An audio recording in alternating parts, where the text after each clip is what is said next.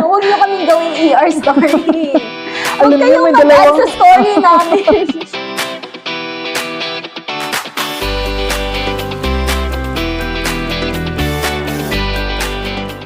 Hi guys, and welcome back to Scrub Mentality!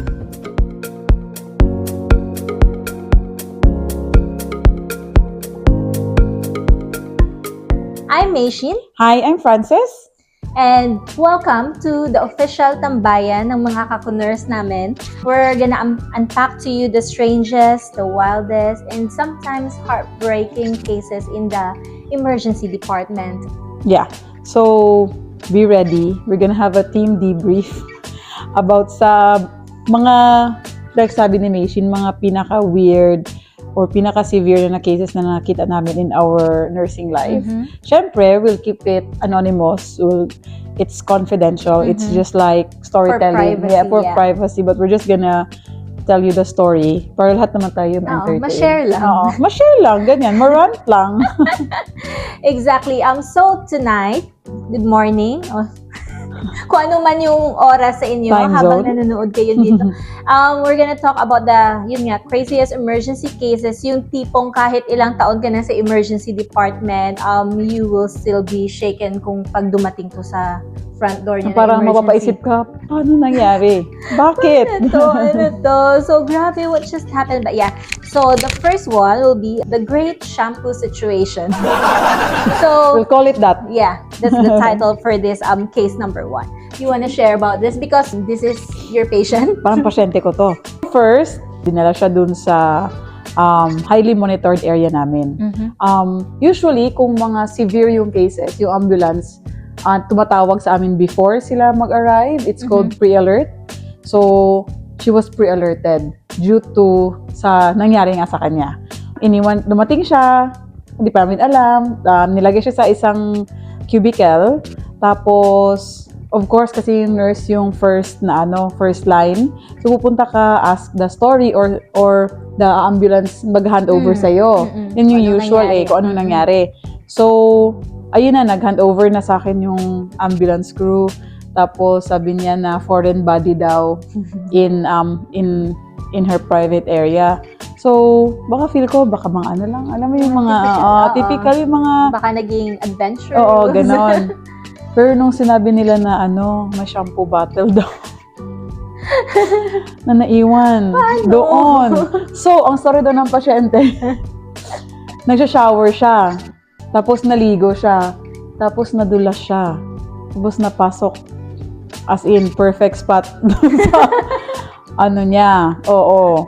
So, bali ako na nag-receive, parang, sabi ko, hala, ano nangyayari? Wait lang. So, di ko pa ma-internalize yung situation. Ano parang family size bottle talaga?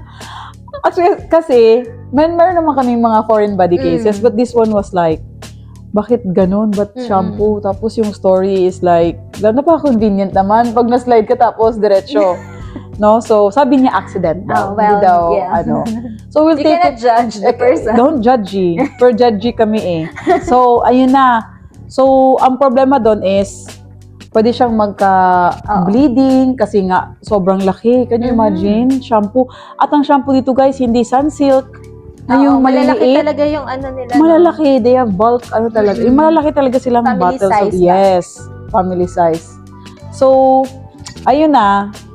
So, win-work out na siya. I think, diretso siya agad sa theaters para matanggal. Kasi para binigyan na namin siya ng mga muscle Active relaxant. ba yung bleeding niya? Oo, like nagsisip yung blood. So, hindi ito gravity experiment na sa nangyari sa kanya. We're not sure kung anong background story. You never know. But everyone is a patient. Baka naman talaga na aksidente siya, di ba? Ay, judgers. But jokes aside, this is very dangerous. Once a foreign body is stuck, or gets stuck, the muscles contract more and it's harder to remove. Exactly.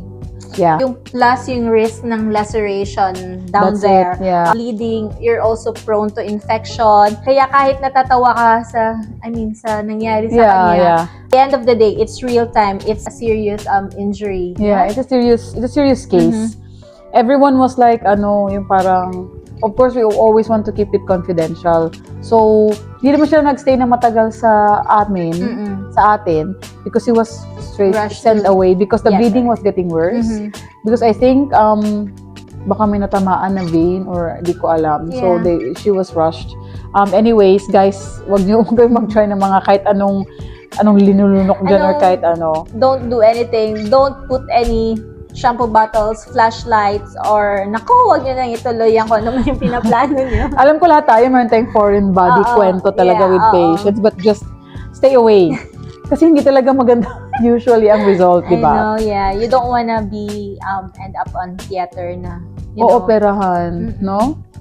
Alright. Right. Anyways, the second case will be what we call the walking intestine.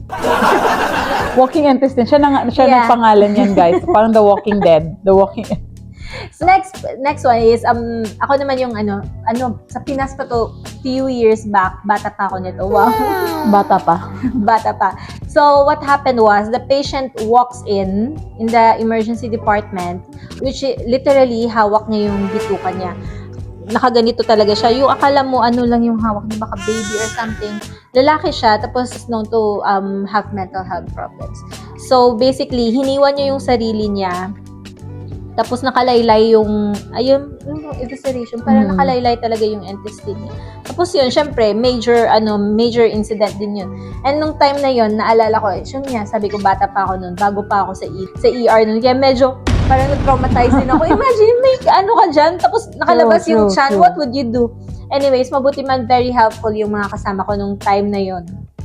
So they were very nice to help me out, like what to do in that kind of situation, basically. So yun siya.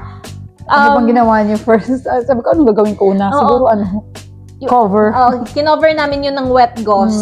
Tapos inano namin ng pressure para hindi siya magdugo kasi syempre nagdudugo siya. Parang hindi ko alam kung anong pumasok sa ulo nun. Pero syempre yun nga sabi ko, he's suffering with something. Nilagyan namin ng gauze yun, wet gauze, ng mabilis. Yun nga, may evisceration siya. For evisceration, normally what you do is cover it with damp or sterile gauze and then keep the patient calm. But during that time, the patient was already deteriorating. But mind you, he drive himself. Drive himself to the emergency Nakakabilib department. sa mga pasyente na nag-walk-in, kahit anong dala. It's Siya. one of those moments na parang hindi siya usual na nangyayari sa iyo and there's no specific training for it. Yeah. No na parang, may walk-in ha, may dalang bituka, ganito ang protocol natin. Hindi walang ganyan. ganun. That's why that's what we love with emergency nursing, di ba? As we've mentioned before, yun nga kasi iba-iba yung mga pumapasok sa pito natin. And then, I bet you had a debrief after. Pero debrief, chikahan. Hindi uso yung debrief nung Sa time Pinas. na yun. Walang debrief. Kasi sa Pinas hindi uso ang debrief. Wala. Hindi ko maalala, wala kaming debrief nun. Wala lang, move on ka na. Next patient. Oo, walang debrief nun. Hindi kasi uso nung time na yun. Kahit alala ko, kasi it was back 2010, it's not even common na mag-incidental report. Hindi ko, Except kung walang very Except severe lang na. kung very, kung may namatay na pasyente na kasalanan mo siguro. Parang hindi. Pero hindi siya, kasi yung incidental report during that time, there was a stigma, no? Na parang pag na-IR ka, may problema sa'yo.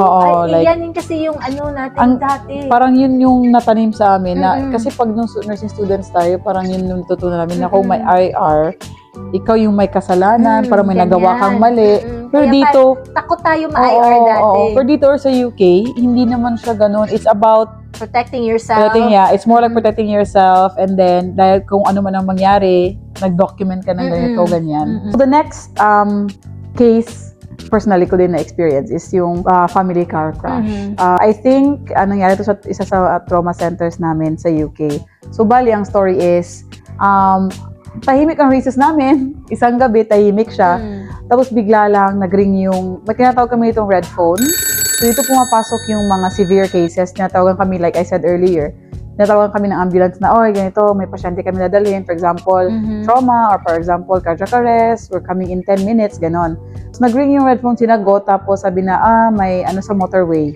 May major incident sa motorway, and we're bringing 3 patients sa inyo, tapos yung 2 sa ibang hospital. Kasi yung 3 patients na unwell, doon talaga sa trauma center yan. Tapos yung 2 kasi parang stable sa another hospital. Sabi namin, okay, so, pagdating ng ambulance, ayun na, isa-isa. Una, ang father is hypotensive, complaining of abdominal pain. So we're thinking baka may internal hemorrhage.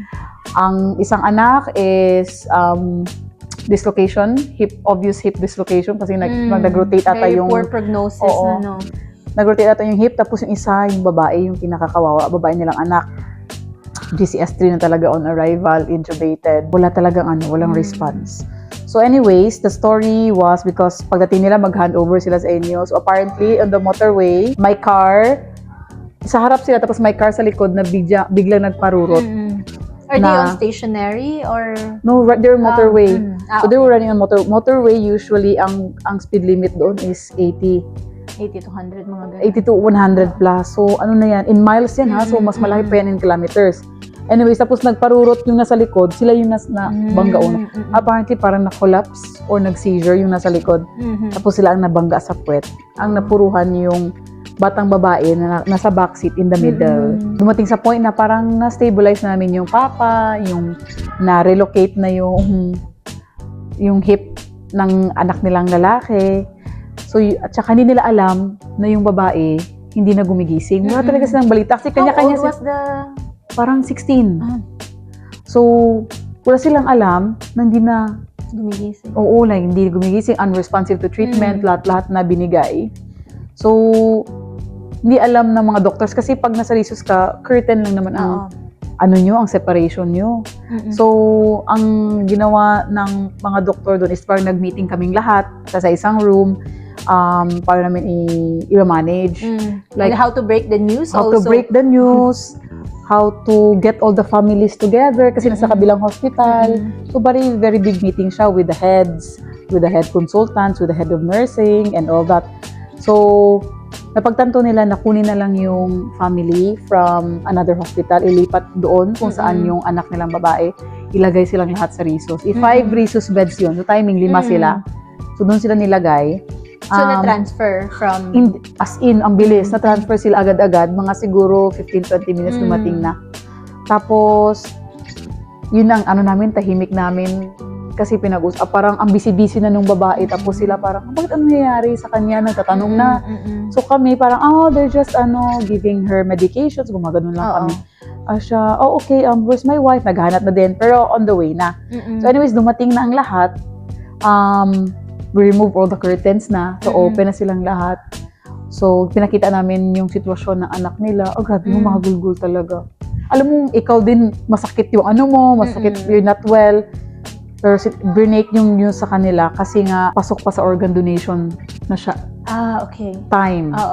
Yung so but they did everything. Ang amazing sa mga first world countries, they will like test your brain if may function pa, if may nerve impulses pag so they will test everything before they will tell you na ganito na ang sitwasyon. So they broke the news. Yung 3 nilagay sa ICU, yung 2 parang can stay with them. Yung babae parang nag-agree. Initially yung mama ayaw niya ipa-donate. Kasi lahat is viable. So, lahat ng organs is viable. So namatay talaga siya? Ang ending nun is namatay siya talaga, pero the family went for organ donation. So ang dami niya natulungan. I think the lungs, the heart, the eyes, the kidneys, the liver, lahat parang nagamit nila. So parang pag-exit nila, alam mo yun sa movies na parang maglilinya sa gilid as a sign of thank you. Parang naggumanon kami doon. Tapos yun, umiiyak na lahat. Kami din mga nurse, parang naiiyak na kami. Parang ano ba to? I mean, just like hearing that one, di ba? Parang ang sad. So painful. Ang sad. Ang sad lang siya na story. But those are the things na hindi mo always ma-experience. Akin it's the craziest trauma so far for me. So not every crazy story is funny. Some of it hurts you deep down. Kasi even though, di ba, hindi mo sila related, pag na-witness mo yun, I can't imagine, di ba? That's when you realize, like, when driving, keeping everyone safe is important. Seatbelts, airbags, speed limits, following the traffic rules. Hindi sila pang hassle. Therefore, survival really. And you will know na yung importance but mahirap yung driving test. sa mga first world, di ba? Sa UK, mahirap dito, Stricto, mahirap. oo. Very strict. And I mean, di mo maiiwasan ng incident, but you're reducing the risk. Oo. That's why they're like that. So, parang eye-opener lang din. No, it's a crazy story for me, ha? Because I haven't had any, because our hospital usually doesn't have trauma. Yeah. Our hospital is sister hospital ng trauma center. During that time, you were just... I was, rotated. nag-rotate lang ako doon. So, kaya na-experience ko yun. But yeah, that's it. So yun, as a Filipino nurse, lalo na working abroad, minsan, we're the ones standing beside, these strangers, having this kind of emotion, having their last moment, which is sometimes heavy, very heavy, but it reminds us why we do this job. Yeah. Why we Continue to do this job. Yeah, exactly. That was heavy. That was heavy. Doon tayo sa masaya na naman. Dito naman tayo sa mga girl. Dami yung girl. Ano ba yan? Anyways. So the next one is what we call the couple secret.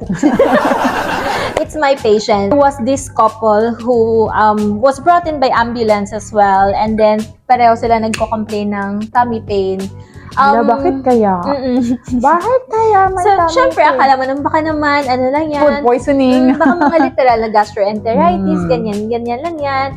And then, normally, if someone would complain, yun nga, abdo pain, they would do an x-ray, scans, if you would need one. And then, yun lang, walang masyadong history kasi, yun nga, sabi ng pasyente, magjowa sila. Sabi ng pasyente, baka may nakain nga lang sila. Anyways, nag-order pa rin yung doktor ng x-rays. Scans. Normal things. Wala kayong, talaga nun, idea. Wala. And then they look They okay. were brought in sa, sa waiting area. And then, Did they look fine? Hindi sila palang dodgy na, They look fine. They look dodgy. They smell dodgy as well, if you know what I mean. Yeah. But they were brought in the waiting area kasi sabi naman pang waiting area lang yan. But then again, you would notice the girl was very uncomfortable. But the girl was very uneasy. She cannot sit up properly. She was quite sweaty also. But yeah. Couple goals? Not really. But Anong nakita sa so scan? anyways, yun na nga. Then, merong siya, nakapalupot. It was inside a small plastic bag, a Ziploc to be exact. It was inside a Ziploc and there were drugs in there. And small tablets, white tablets, and then small powder stuff, which you know what I mean. So basically, andun yun under the canal of something. Yeah. Under the cave. Sa puwet. Tinusok sa puwet. Oh my God. So, at hindi lang siya basta na isa. Ilang ziplock talaga na maliliit. So, marami. So, I'm not sure if they're doing some sort of... Couple goals? Hindi, smuggling goals. Oo, in-ICU silang dalawa. Because, my God. It's very... Nag-pop yung mga siguro. Oo, pero... I can't. Pero sobrang loob talaga. They have to be, extra. Yeah. They have to be evacuated. So, the danger is real. Kasi yung mga packets, pag nag-burst, instant overdose, absorbed immediately by the body, instant death. Kaya nga admitted and monitored closely sa ICU, like you said. Yeah, and to be honest, hindi namin alam nung time na yun kung ano yung mga tablets na yun. But we've got ideas, obviously. But yun lang siya. Is it powder or tablets? There's tablets. There's small white tablets. And then there's powder. The other sachets. The Ziploc is a sachet. And then inside that one are small sachets as well. Marami silang pera. Bakit ba? Hindi ko lang alam paano nila pinasok yun doon. Siguro they're doing some illegal stuff. Which is not really good. Kaya, mabuti na lang daw yun kasi magnakaw sa pera ng bayan. Ay, sorry. Flood control. Hindi, walang tama sa dalawa. Minsan talaga pang mga cases especially yung nag-walk-in talaga, they're the weirdest things, no? That's why you have to look behind the picture, no? Kasi sometimes who would have thought na may drug sa puwet? Paano kung pinauwi lang sila, no? Abdo pain lang yan. Yun nga, sabi natin baka mga literal na gastroenteritis lang yan. No? Ilabas mo lang yan. Uwi kayo. Inom lang kayo ng tubig. Balik kayo kung sumuka kayo na madami, ganon. But that couple should have thought, no, that madidiscover talaga yun at the end of the day when you present yourself in kung the emergency. Kung hindi man yung madiscover, sila madidiscover na unwell or patay na. Kasi nga, nag-burst siguro. Kasi hindi naman sila makaka-feel ng ganon. Oo. Kung plastic lang, okay lang, lakad-lakad. Ay, naku talaga. Parang Ewan ko na lang mapapaliwanag talaga. na issues na to. Ayun siya. The next one will be your case. I think you've handled the other one. Yeah. Yes. You wanna share with it? You wanna share this? Okay. So kung kumakain kayo, Ano mo na, pause nyo mo ng kain. Pause Or nyo muna. mamaya nyo na i-continue after. So, this is the case of the maggot leg. So, this patient was, hindi siya nag-walk-in. She was brought in by ambulance. And she was complaining of severe leg pain. I think she had a fall because nga sobrang sakit ng paa niya, hindi siya makalakad ng Swollen din. maayos. So, may dressing na yun siya kasi parang mayroong leg ulcer, may mga ganong, di ba? We have that patients. Tapos, minsan ang mga ambulance kasi hindi naman sila na pumapansin sa mga ganyan. Oo. They will leave it unwrapped up until the doctor sees the patient and then Totoo. opens it, di ba? So, mayroon siyang dressing sa paa niya that time. I think it was the right leg. And then as nurses, we will do our assessments kasi very pihikan sila sa Usually skin. tayo, Oo. kailangan na na-unwrap yan para pag makita ng doktor, They're, it's easy for them. yeah, and they will take a picture, ganon. Ganon ang usual na ano. So, ako na nag-assist lang ako actually. So, may gunting na and all, ready na kami. Sus, pag-open, maggots! Oh my goodness! They are small, white chubby. worms. Chubby worms. Parang ako talaga, parang aatras na ako talaga. Hindi lang isa, dalawa, ang dami. Like, kinakain talaga yung balat niya. Ang dami! Ayoko nang isipin, di ba? Parang ano lang, parang National Geographic. Discovery Channel special, parang gano'n na peg. But there are countries, di ba, that they use maggots. Oh, yeah. Di ba? Weirdly enough, they use For maggots. some Because apparently they eat the dead tissue away. Pero sa atin, it's not. No. Pero kung, tsaka, Saan galing ang how does it maggots? smell though? It was during parang after COVID, so lahat nakamask pa, pero still, pasok pa rin bulok. Oh, ganon. Yung mga bulok na paa, ganon. Di pa namin naamoy kasi may dressing pero pag open, boom, panes.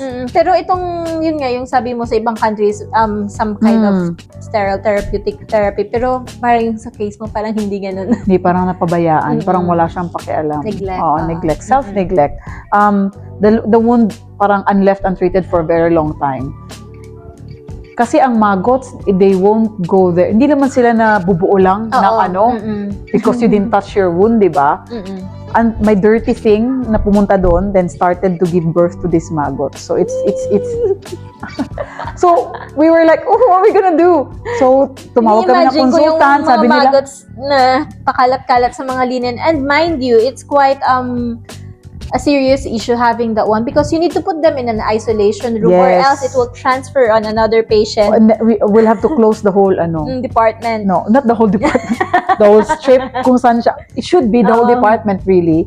But because walang beds, yung whole strip. Pero yun nga, parang nilagay namin siya sa maliit na sterile container. As in yung parang tweezers. Isa-isa, day. Ayoko gumawa? na. Ay, yung isa, ayoko, hindi ko kaya. Yung isang sino yun, hindi ko na maalala. So, Pero, ano yun? Anong lesson mo dun? Always make sure, huwag ka na lang tumulong, kundi mo lang, joke lang. Huwag ka lang tumulong, kundi mo lang pasyente, joke. Huwag ka masyadong pabibo. Huwag ka lang pabibo, umupo ka lang, tingin-tingin, ganun. Hindi, ang lesson doon is, guys, kung may wound kayo, if it has signs of infection such as redness, parang masakit, swelling, tapos tender to touch, masakit kung i-touch mo siya, go to your nearest doctor kasi kailangan mo ng antibiotic. Huwag niyong pabayaan. It will come, worst comes to worst, they'll have to cut your, di ba? Huwag Your niyong limb. hayaan maging Airbnb ng mga larva. Ano ba yan? Kakain pa ako. Kakain pa ako ng penny pasta. Anyways, that's it. That's it for the maggot leg. Perfect sa Halloween eh. Kaya, ganyan kaya yung costume mo. Si Heidi Klum may ganyang costume. Naalala mo yung uod siya? I'll post a picture Earthworm. here. So ito si Heidi Klum. That's a sample of a maggot. Daming alam. Daming younger. The next case that we've got will be the neglected child. So this one is a heartbreaking story as well. Yeah, It's not remember my this. case personally, but during that time we were on shift. So we've got a view of the picture as well. So a child was brought in, less than 4 years old. A child was brought in by her mom and dad. Kasama niya yung 5-6 na relatives. Kasi yung specific nationality na yon, pag pumunta sila sa Isang hospital, barangay. isang barangay. Girl. Ang dami younger. Anyways, yung bata, very lethargic, parang nagbo-blue na talaga Oo, sa level blue. ng lethargy niya. Normally, sa hospital namin, hindi kami nag-cater ng pediatric patients kasi Nasa trauma ita-transfer center namin yan. yun sa isang sister hospital namin. So, yun nga, very lethargic, very cyanotic, Very madumi. unkept. Obvious na nababayaan. Anyways, brought in by mama, hawak-hawak siya ganyan. Tapos, lupay-pay. Tapos, nagsisigawan lahat. Hindi pa marunong mag-English. Very hysterical lahat.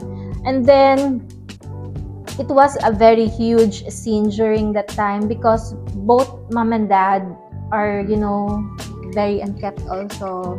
Alam mo yung Parang talaga, Hindi mo may neglect talaga. may neglect talaga na nangyari. Ang daming issue nun, in a lot of sense, yun nga, sa bata, very unwell yung bata. We have to do lots of stuff. They have to She has to go to ICU. At saka yung na-discover nila na ang dami ng bulate sa Bulate, tiyan. oo. Kaya pala sobrang payat niya. And she was very unwell. Kasi apparently, yung mga nangyari dito is very shocking. Tapos, kailangan ma-involve ng social service na. So, yung family na yon has 4 kids. And then, all 4 kids has to be taken away by the social service. Kasi yun nga, ang daming involvement na pinabayaan yung bata. Parang hindi sila providing yung mga kailangan ng kids. They're not looking after the kids, in short. Yeah. So yun, social care was involved during the time. Ni-remove ng mga pulis ang mga bata. Kasi parang hindi lang siya yung unkempt, pati daw yung buong The rest of the children. Tapos may mga times pa, as per the social service, ito na hindi daw nakakakain ng maayos, tapos minsan iniiwan lang ng mga magulang ang bata, ang 4-year-old kid under a care of a 6-year-old and a 7-year-old, which is in the law, it's really prohibited, No, diba? it's not allowed. It's not allowed. So iniiwan lang na, ayun, walang nag-aalaga yung bata. Anyways, so yun na nga, kinuha na ng social service yung mga bata. With the help of the police. With the help of the police. Ang daming eksena na nag-cause ng riot. As in, riot talaga na nagsusunog ng bus. Yun, kung i-search nyo ang riot, grabe. Riot talaga. Ang daming nangyayari. May mga Rally, yes. Even yung mga police, pero hindi nila kaya i-stop kasi, and it lasted for a while, no? And mind you, it just started when they brought in that child in the hospital. Yeah, kaya nga. Yun makikita mo kung gaano ka-involved yung social service when it comes to the child safety. Lalo na sa ibang bansa. Mini-make sure nila na yun nga, dapat may advocate, yung bata mismo, 'di ba? Kasi who would kung hindi siya dinala sa hospital, kung hindi pre-nobe, kung hindi ka naging curious kung anong nangyari sa bata, you can just say, "Oh, she's okay." And all that. But that's the part of the nursing job that nobody prepares you for. We're not just treating them physically, kung ano man yung mga nafe-feel nilang hindi maganda, but we're also advocates ng mga patients. We have to speak out for them. Kasi nga, katulad nung sa case mo, who will speak for the kid? Yeah, it was my colleague. The nurse who assessed that patient was the one. Because as triage nurses, we would do a safeguarding. That's what we call it when, someone books in with this kind of issues, social welfare issues. We as nurses, that's a duty of care that we have to do na mag-report sa... If we find it na parang may something weird, we can always do something about it. That's the good thing. Hindi yung parang anong gagawin ko, it's hindi a ko compulsory mapakali. sa atin back there. No? I'm not sure dito, hindi ko kasi masyadong Never akong nakagawa dito ng kahit naalala ko doon, like very strict tayo sa ganyan. It's very like, oh, why didn't you do this? Why didn't you do that? But it has a importance, di ba? We have We to could make sure everyone is safe. We could have missed loads of things if hindi natin yung ginawa. Mhm. Can you imagine? Kasi minsan di sila sumasagot ng honest sa'yo eh. Di ba? Mhm. They lie sometimes. That's true. Even with that kid, when one of the nurses, natatanong daw siya nga, bakit ganito? Bakit Mm-mm. ganito yung anak mo? Anong nangyari? Kasi kailangan mo malaman ng Mm. history. Hindi daw makasagot, always nagsisigaw, Oo. nag-ano Yun ng... nga, very hysterical sila. Very hysterical sila, oo. Mm-mm.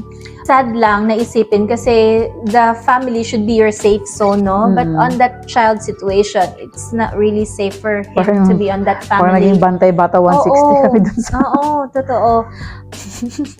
So, The next case is what we call the human toolbox. or the toolbox in a human. I'm kidding. So anyways, meron kaming frequent flyer. You say frequent flyer? What do you mean? Frequent flyer, palagi siyang lumilipad. Angry Bird. So anyways, a frequent flyer is reattender normally palaging nasa emergency department, yung araw-araw na lang 24/7 parang naka-duty din kasama mo.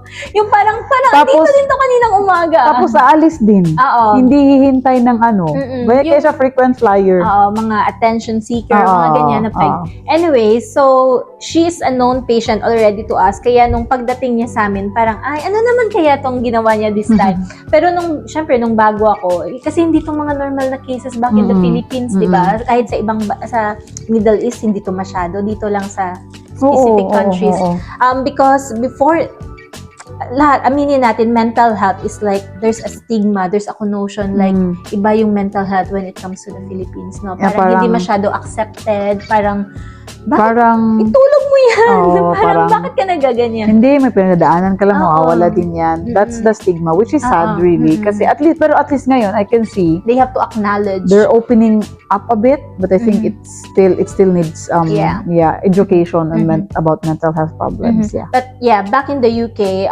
when it comes to mental health, it's really a serious issue. Yeah, it's, You will have the help that you need. Ang dami mong resources.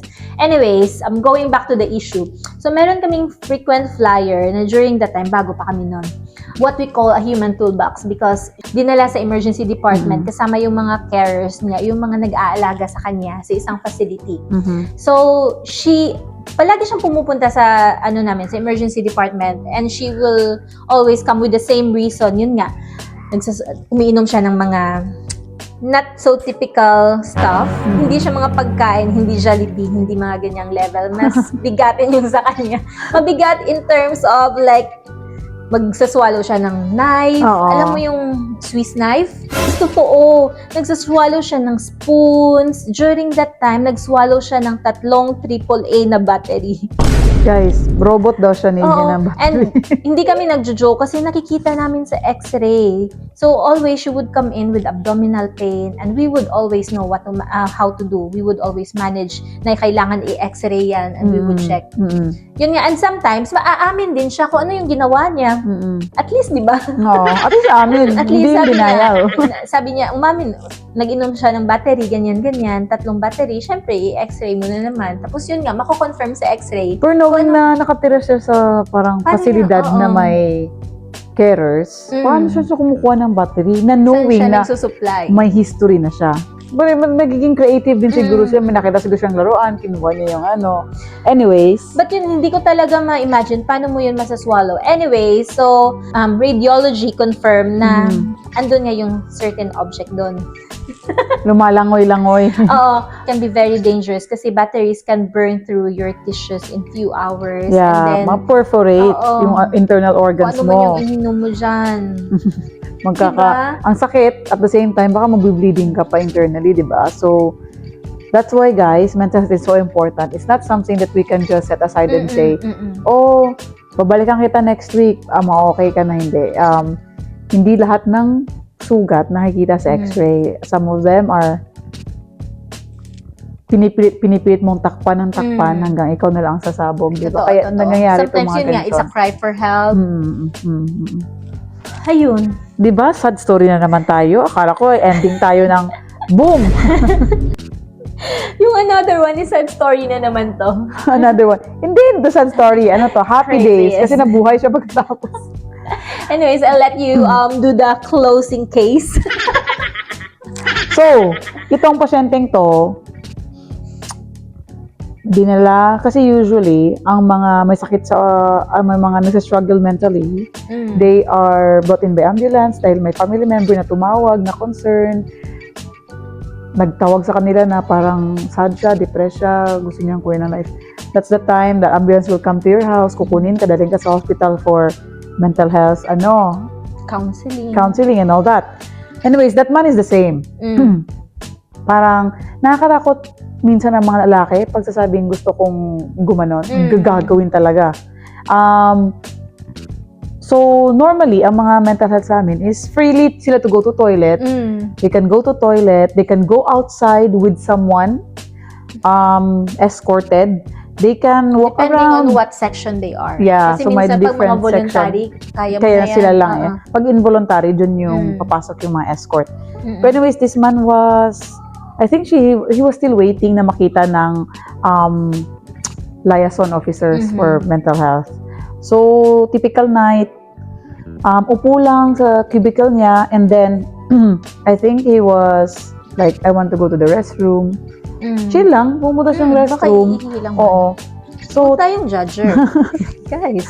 so siyang restroom, tapos naka-gown ata siya, naka-patient's gown siya ata, yun natin. Anyways, moving on. So pinaya namin, okay, go to the restroom. And then, yung puno that time, was not me, there was another, parang may isang nurse na siya namumuno sa area yun. So parang, napansin niya ata na medyo matagal na siya sa toilet. So pumunta siya, kumatok siya. Sabi niya na, kumusta ka dyan? Kasi ganyan kami usually eh. Para lang ma-check na nung hihinga pa kayo. Kasi minsan may nagko-collapse, di ba? And all. So, kumusta ka na? Tapos ka na? May kailangan ka ba? Ganon. So, ang pasyente naman, hindi sumagot. So, parang, okay, ano nangyayari sa loob? So, knock siya ulit. Kumusta? Wala pa din. So, yung doors kasi sa hospital is, sa namin, sa toilet is, Kaya natin i-access. With a card. Kahit ilak sa loob, kaya namin i-access from Which is, the I think, outside. is good. Oo, kasi para sa mga ganung pasyente. So, in our shock, pag open, nakabitay na siya from the kisame. Blue na ang muka, girl. Wala na. Ewan ko, feel ko adrenaline na lang ng lahat. Na, Paano niya hinang yung sarili niya? kasi di ba parang may dividers? Oo. Yung ceiling natin, parang may stain na ganyan. Okay. Yung parang Kasi square di ba na nilalagay lang yung rope? Oo. Okay, gotcha girl. So, parang ang ginamit niya yung tali ng gown. Alam mo yung sa gown? Manipis lang yun, di ba? Hindi na May ano sila, pag desidido sila, they will find a way. So, bali, ang reaction namin nun is to stop him. Kasi kumikisi-kisi na siya dahil, tapos blue na siya. So, I think ang ginawa nung nurse nung puno na yun is parang umakyat siya sa isang upuan. Di ko na nga masyadong maalala. Tapos parang gunting-gunting, Tapos kumuha kami ng, alam mo yung scoop. Kasi binaba namin siya eh. Kinuha namin, lagyan sa scoop, tapos nilapos sa bed. Parang nag-arrest siya nun eh. Nag-arrest talaga siya. Hypoxic siguro. Kasi nga, di ba, nag-strangulated. You don't know how long siya dun sa ceiling. Kahit 1 minute, 2 minutes, ano na yun. Anyways, dinala namin siya sa Risus. Napaka-blue niya pa. Pero ang good thing is, buhay siya. Nabuhay siya. Yeah. It reminds us that yung pain na kinikarry ng iba is not physical pain, no? Parang their escape is to do that. Yeah, that's why it's nice to check on someone. Yeah. Not just our patients, but yung mga family members nyo and mga ganon, mga friends. Magtangkang kitilin yung buhay in the hospital, it's something that you won't forget. It's different. It lingers. We will remember it, especially pag alam mo, naririnig mo ulit na pinag-usapan na iba. So, it's traumatic. Not only for you, not only for colleagues, especially for the patient and the other patients who witnessed it, because no? obviously, it's an open area. Yeah. Maraming nakakita, lalo na kung may commotion dun, di ba? Yeah, so sad lang siya. So, yeah, but the good thing is alive. Hopefully, At least, hopefully na-overcome niya kung ano man yung ano niya. It's just funny because, as nurses, we're trained to trauma, how to do CPR, how to give medications, interventions Mhm. for specific cases. But you're never really truly trained for this kind of situation. Yeah, hindi mo talaga alam mo nang Oo. gagawin mo. Ang nasa isip mo lang talaga is to save a Oo. life, no? Just presence of mind. Yeah, Like, yun anong lang gagawin talaga. ko dito? What would I do? Good job at least, diba? At least nabuhay. siya. Nabuhay ka. Nabuhay ka. Pero, wala na. After nun, parang every patient na pumunta ng toilet, hello, after ilang seconds, parang pina-follow up mo na kasi na-trauma ka na. Oo. Ayaw mong gustong tanggaping trauma yon, pero it will leave a mark in your mind na, wala baka ano yung nangyari, dati baka mangyari ulit to. Nakakatakot siya in a way. So if you're listening and if you're struggling, please reach out, no? We're not mental health nurses. Please reach out to anyone who can help you. There are specific hotlines. There's a lot of agencies naman in the Philippines who's trying to help the mental health crisis as well, because it's true. Yeah, it's true. It's real. It's happening. Real. It's happening. It's not even something that we can just set aside, because we know people who's experiencing. We've seen them. Yeah, We've seen cared them. for Yeah. So wherever you are, there is always someone to listen. There is always someone. Yeah. If you have to ask for help. I think that's the hardest part when you're struggling, is to ask for help, because you don't want to be a burden. No? I know. It's a sad part of. But you are not a burden. You're not. Yeah, you're not a burden. If you need help, ask someone. It may be hard, but They might be like in your mind, ala, ma-judge ako. Well, that's them. You can't control them. What you can control is how you look after yourself. And exactly. there will always be people who love you, no? Parang if something happens to you, they will be sad. So you're not a burden and you're not alone. No? Exactly. So seek for help. Yeah. Ang bigat na naman ng topic na to. Magko-close na nga kami. That ends our video. What have you learned in this video? First, the shampoo is for the head. Intestines belong in your tummy. Knives belong in the kitchen. And maggots, they belong in the National Geographic. Yeah, channel. only Discovery Channel. That's it. Nothing else. Make sure when you drive safely. Yes. Seatbelt save lives. Children's also deserve a safe home. And then, Laughter helps us cope with so many things. That's why I always laugh. if you only want to laugh, just always watch our channel, guys. Bilang one of the Filipino nurses, we carry lots of stories in our home. Obviously, we cannot share everything to you because it will take us Ay, nako, ages. chismis pa lang, Ang dami girl. pa namin gustong ikwento, but yeah, we just have to cut everything short. Minsan mabigat, minsan nakakatawa. Funny. Yeah. Both at the same time sometimes, pero there's always a lesson Yes. in everything. We're hoping to share something with you guys. As well as being, we want to share happiness. We want to share learnings as well. Stay curious, stay safe. For the love of medicine, stay away from knives, shampoos. Huwag nyo kaming gawing ER story. Huwag Alam niyo, kayong may mag-add dalawang- sa story namin.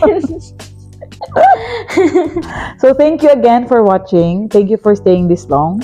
Hopefully you learned something. Hopefully you enjoyed listening. Please support our channel. Scrub Mentality. Facebook, TikTok, YouTube. It will really help us and inspire us to do better and to do more things. Yes. See you next Do time. share. Bye!